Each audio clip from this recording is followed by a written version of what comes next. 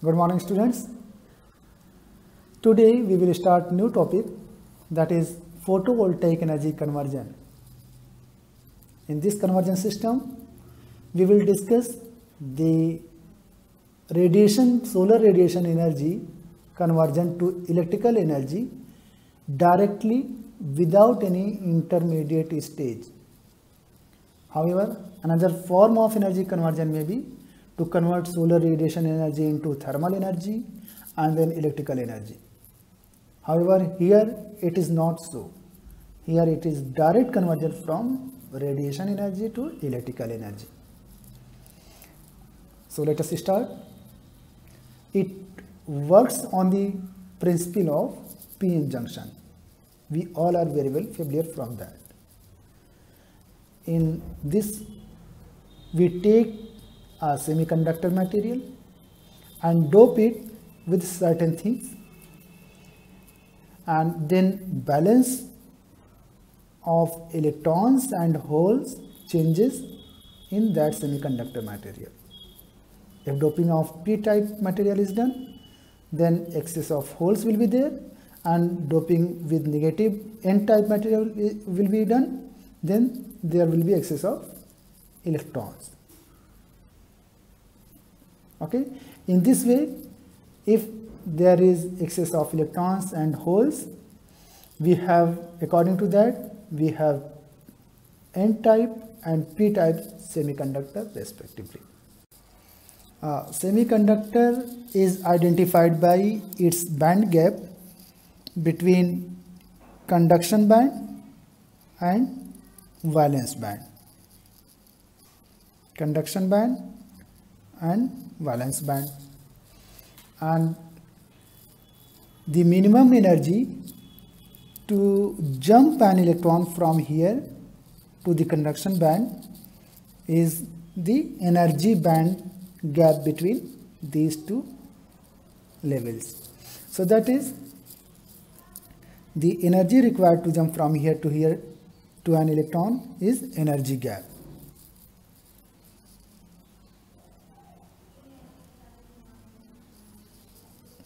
Energy band gap.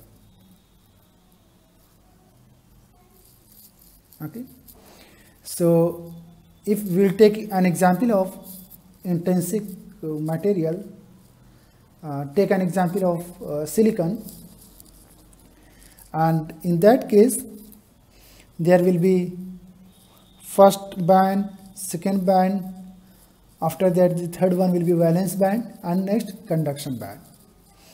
And the average energy level of this gap is known as Fermi level. By the way, it does not lie in the middle of this gap. It lies according to the doping of the material. If it is, since electrons lies in the conduction band and holes lies near to that, and if it is n-type semiconductor, means silicon is there and it is doped by a material which makes it n-type, in that case the average energy level will be near to the conduction band. So this is the Fermi level. This is known as Fermi level. And in case of p-type semiconductor, p-type silicon you can say, in that case the Fermi level will be near to the valence band and Fermi level. And if these two type of materials are joined, then we can have material p-type material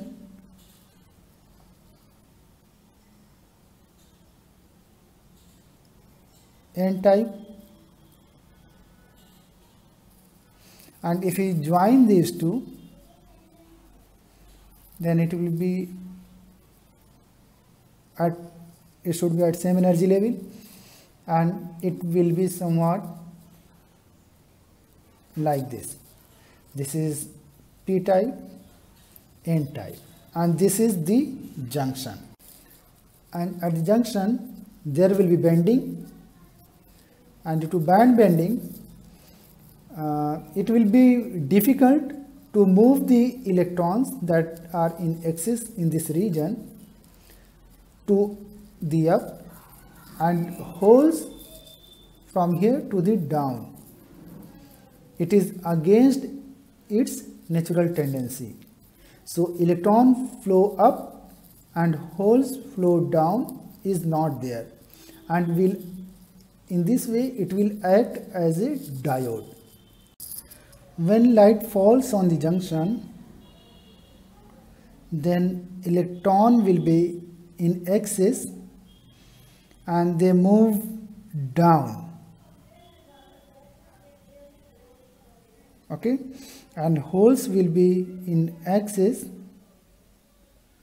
here and they moves up due to their natural tendency, like a bubble, and they will accumulate here and they will accumulate, electrons will accumulate here, and if they are collected at this and at this by any charge collector, and the circuit is completed like this through a resistance, then the charge starts flowing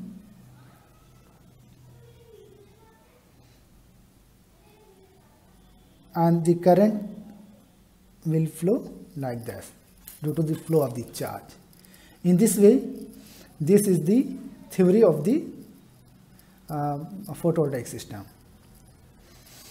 So junction should be, from here we can say that this is p-type material and this is n-type material and this is the junction. So this is for understanding purpose. However, the actual is somewhat the p region, and this is the metal substrate at which the p-type semiconductor is placed, and after that n-type semiconductor is placed. This junction is known as PN junction. This is PN junction and this is the N-type and this is P-type semiconductor, and this is metal substrate.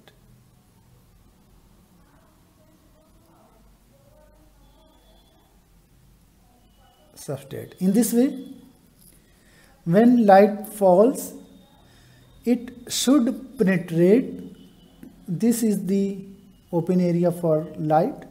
When light falls at this, it must penetrate to reach to the junction, so that N layer should be capable to reach, allow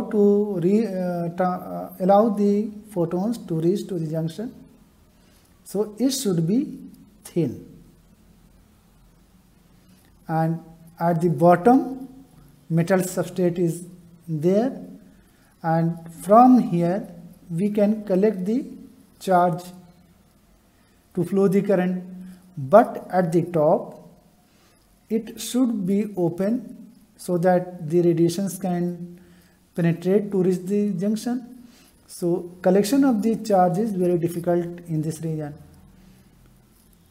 So to collect the charge to complete the circuit, the minimum portion should be covered and the most of the area should remain open, so that the solar radiations at the maximum level can pass to the N layer and reach to the junction.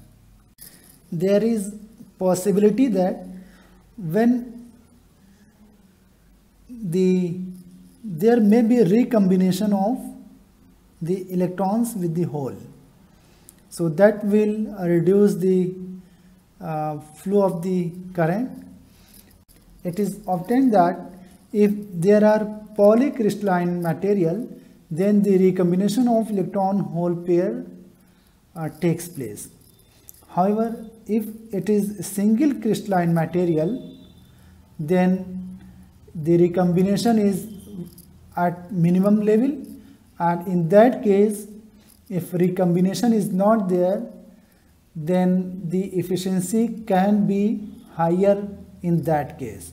So it is desirable to have single crystalline material in solar cell. In this way, there are three types of solar cell based on their crystalline nature of the material. So first one is single crystal solar cell. Second is polycrystalline solar cell.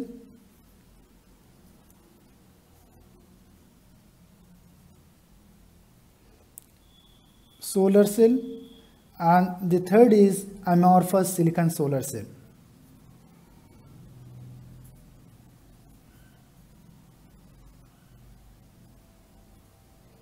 Silicon solar cell.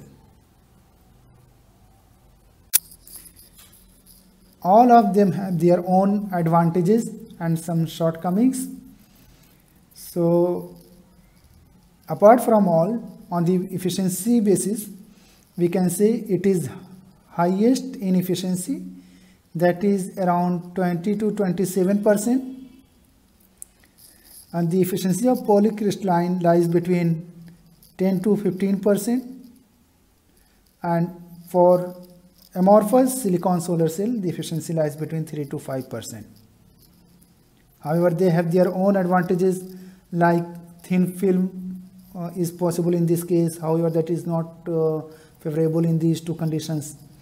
So if you have thin sheet, you can place it at anywhere. The solar radiations that are coming from the sun have energy that is equal to Hc by lambda. We all know these terms. This term, this is the constant, and the only variable is this lambda. So the energy depends on the wavelength of the radiation, and if it is low, then energy level is high, and if it is higher wavelength, then energy level is low. And every material have its band gap, means the electron that is available in the valence band required a fixed amount of at least that energy to jump from here to here.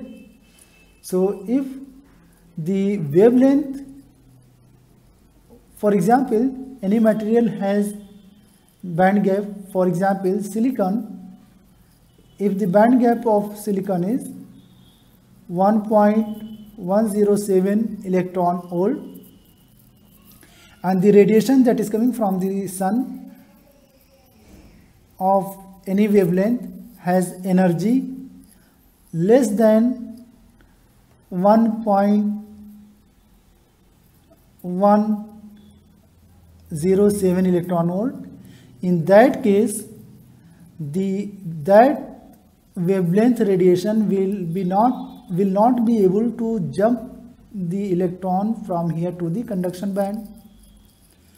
Then particular wavelength radiation will develop only heat in the cell. Okay, so if another wavelength that is having energy just this or above this will be able to move the electron from valence to conduction band.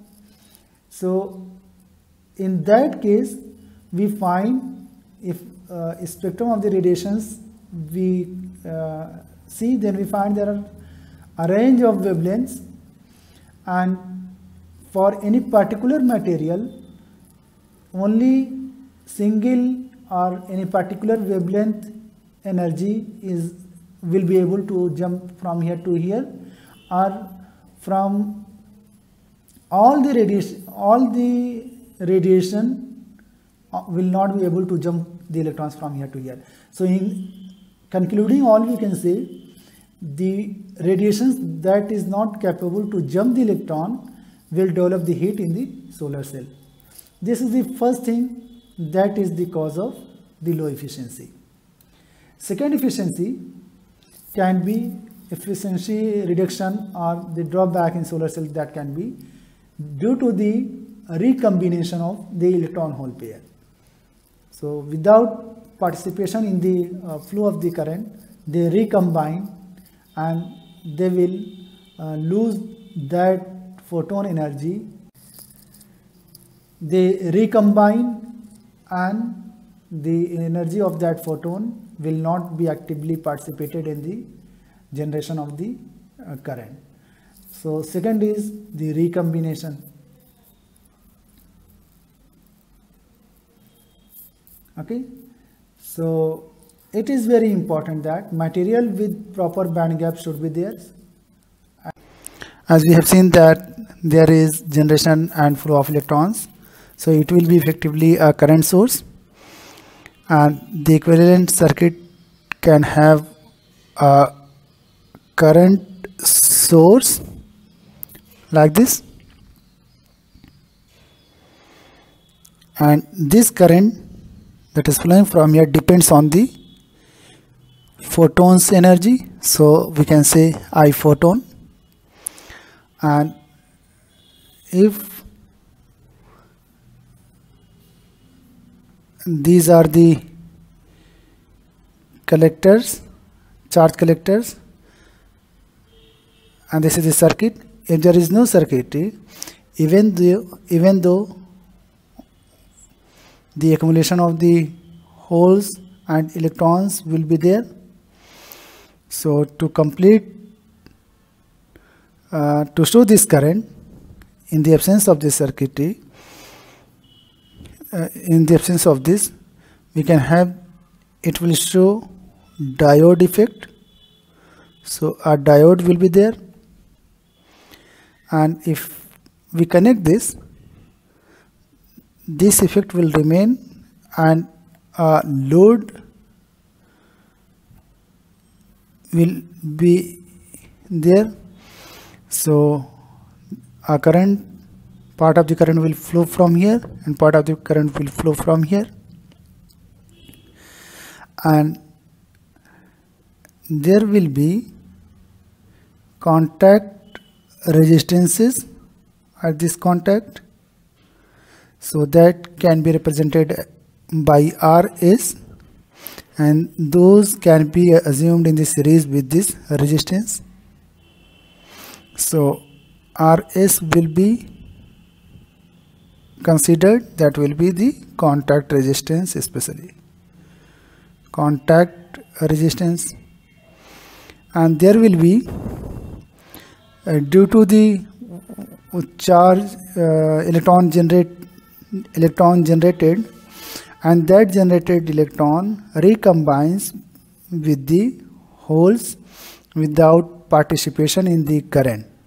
Okay, so that type of recombinations can be represented by that flow of the